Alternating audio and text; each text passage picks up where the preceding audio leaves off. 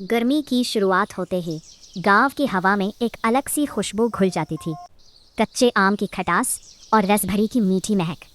पेड़ों पर लटके छोटे छोटे हरे आम और झाड़ियों में छुपी लाल पीली रस भरी, जैसे बच्चों को बुला रही हो, आओ हमें तोड़ लो।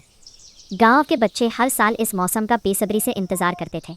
जैसे ही स्कूल की छुट्टी होती, सबके कदम अपने आप बगीचे की तरफ मुड़ जाते।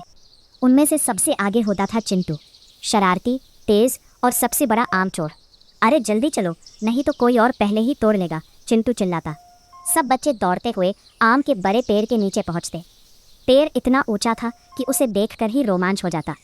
चिंटू फटाफट पेड़ पर चढ़ जाता और नीचे खड़े बच्चों से कहता, तैयार रहना, पकड़ना। और फिर शुरू होती आमों की बारिश, टप टप टप।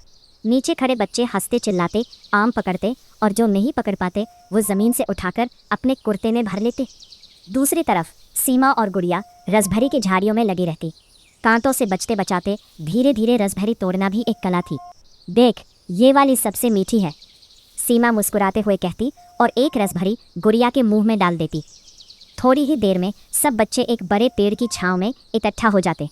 कोई नमक मिर्च का डिब्बा लेकर आता, कोई घर से कागज़ की पुड़िया। फिर शुरू होता असली मज़ा, कच्चे आम के टुकड़े, ऊपर से नमक मिर्च और साथ में रसभरी। उफ, क्या मज़ा है, चिंटू आंखें बंद करके कहता। सब बच्चे हंसते, खाते और अपने अपने किस्से सुनाते। किसी के हाथ में आम का रस टपक रहा होता।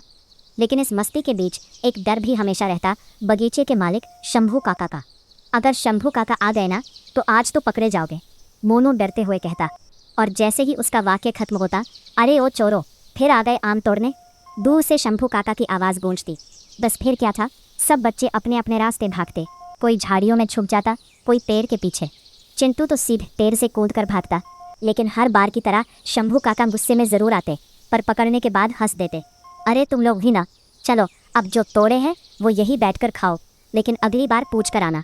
और फिर वही शंभू काका बच्चों के साथ बैठकर आम खाते और अपनी बचपन की कहानियाँ सुनाने लगते।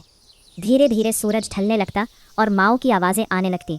चिंटू, घर आजा, गुड़िया, खाना तैयार है। सब बच्चे मन मारकर घर की ओर लौटते, लेकिन दिल में अगले दिन की प्लानिंग शुरू हो जाती। कल और ज़्यादा आम तोड़ेंगे, और रसभरी भी। वो दिन, वो मौसम, वो स्वाद, सब कुछ इतना ख़ास था कि आज भी याद आते ही मन में वही बचपन लौट आता है।